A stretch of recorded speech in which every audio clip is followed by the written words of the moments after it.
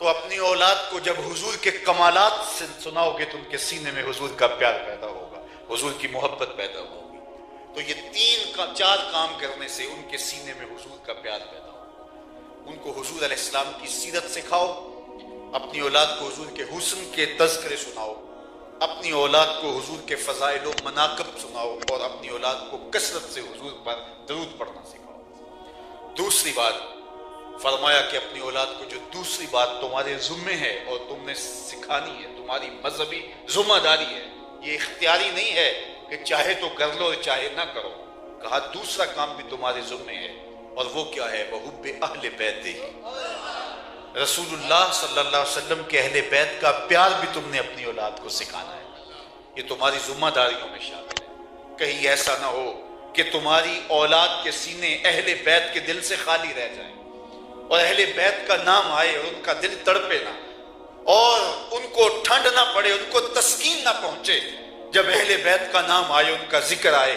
کہا یہ تمہاری ذمہ داری ہے کہ تم نے میرے اہل بیت کا پیار ان کو سکھانا ہے، یہ ذمہ داری ہے، تمہارے ذمہ فریضہ ہے بطور مسلم والد، یہ فریضہ تم سے رہ نہ جائے کہ تم اپنی اولاد کو حضور علیہ السلام کا پیار سکھاؤ۔ بلکہ ایک موقع پر ارشاد فرمایا احب اللہ لما یرزقکم من نعمہ، اللہ سے پیار کرو وہ تمہیں نعمتیں عطا کرتا ہے، اور پھر فرمایا وَأَحِبُّونِي لِحُبِّ اللَّهِ، مجھ سے پیار کرو کہ میں تمہارے رب کا بھی محبوب ہوں۔ اللہ اکبر، اعلیٰ حضرت بولے جس کا حسن اللہ کو بھی بھا گیا، ایسے پیارے سے محبت کیجیے۔ یعنی حضور وہ ہیں جو خدا کے بھی محبوب ہیں۔ اعظم چشتی نے تو یہاں قلم توڑ دیا نا، اپنا معیار زمانے سے جدا رکھتے ہیں، ہم تو محبوب بھی محبوب خدا رکھتے ہیں۔ کوئی گلیوں میں آوارہ گھومنے والا شخص ہمارا محبوب تھوڑا ہی ہے کہ اس کا نام بھی چھپاتے پھریں شرم سے؟ ہمارا تو محبوب وہ ہے جو خدا کا بھی محبوب ہے۔ اللہ اکبر، احبونی لحب اللہ، میرے سے پیار کرو کہ میں تمہارے رب کا بھی محبوب ہوں۔ اور تیسری بات ارشاد فرمائی واحبوا اہل بیتی لحبی، اور میرے اہل بیت سے میری وجہ سے پیار کرو، وہ نیک ہیں، وہ صالح ہیں، وہ عالم ہیں، وہ سید السادات ہیں، وہ دین کی خدمات کا بہت بڑا اثاثہ رکھتے ہیں۔ یہ تو کوئی شخص بھی عالم ہو تو آپ اس کی تعظیم کریں گے، کوئی شخص بھی جو ہے وہ دینی خدمات میں اس نے اپنا وقت گزارا ہو تو آپ اس کی تعظیم کریں گے، وہ تو آپ کریں گے ہی کریں گے، یہ تو اضافی چیزیں ہیں۔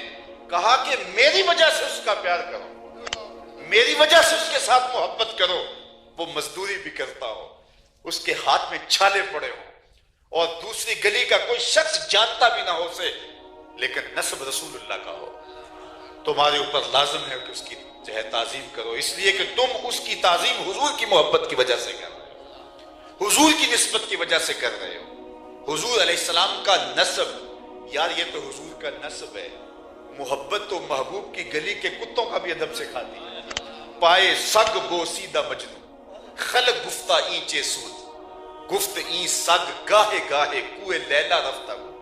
رومی کہتے ہیں کسی نے مجنوں کو دیکھا کتے کے پاؤں چوم رہے، تو روک کے کہا عجیب کہانی ہے، انسان ہو کے کتے کے پاؤں چوم رہے ہو؟ کہا تم نہیں جانتے، یہ کتا کبھی کبھی یار کے کوچے سے گزرتا ہے، جو کتا یار کی گلی سے کبھی کبھی گزرے، گاہے گاہے، کبھی کبھی، روز نہیں، کبھی کبھی جو یار کے کوچے سے گزرے اور وہ ذات کا کتا بھی ہو تو اس کے پاؤں چومے جائیں، یہ محبت کا تقاضا ہے۔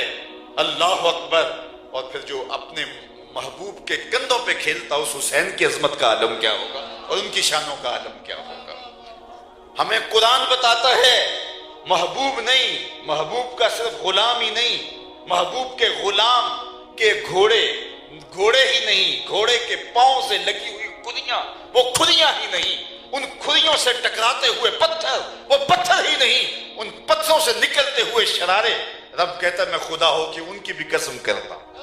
وَالْعَادِيَاتِ ضَبْحًا فَالْمُورِيَاتِ قَدْحًا فَالْمُغِيرَاتِ صُبْحًا۔ محبوب تیری ہی قسم نہیں ہے، تیری اداؤں کی قسم ہی نہیں ہے، تیرے غلاموں کے گھوڑوں کے پاؤں سے لگی ہوئی کھریوں کے ٹکرانے سے جو شرارے نکلتے ہیں مجھے وہ بھی اچھے لگتے ہیں۔ اور جب وہ ریتلی زمین میں دوڑتے ہیں اور ان پاؤں سے جو گرد اڑتی ہے، اس اڑتی ہوئی گرد کے جو ذرے ہیں، میں خدا ہو کہ ان ذروں سے پیار کرتا ہوں۔ اللہ اکبر، ان گھوڑوں کے سینوں سے جو آواز نکلتی ہے وہ آواز بھی مجھے پسند ہے، اس لیے کہ تیرے غلاموں کے گھوڑے ہیں۔ یار ذرا غور تو کیجئے، محبوب کے غلام، غلاموں کے گھوڑے، گھوڑوں کے پاؤں سے لگی ہوئی کھلیوں سے ٹکرانے والے پتھر اور پتھروں سے نکلنے والے شرارے، رب کو تو وہ بھی محبوب ہوں، پھر نسب رسول کا عالم کیا ہوگا، پھر خاندان رسول کا عالم کیا ہوگا، پھر حضور کے جگر کا عالم کیا ہوگا، پھر جوانان جنت کے سرداروں کا عالم کیا ہوگا۔ اللہ اکبر۔ تو یہ نسبت ہے، فرمایا میرے اہل بیت کی محبت میری وجہ سے کرو، میری وجہ سے ان کے ساتھ محبت کرو، اور ان کی الفت اور ان کے احترام کا لحاظ رکھنا اس امت کے اوپر لازم اور فرض ہے۔ اعلیٰ حضرت عظیم البرکت سے کسی نے پوچھا کہ سید ہو، شاگرد ہو، اور کوئی ایسا ماجرا ہو تو کیا ہم اس کو سزا دے سکتے ہیں؟ سبق نہیں آیا ہے؟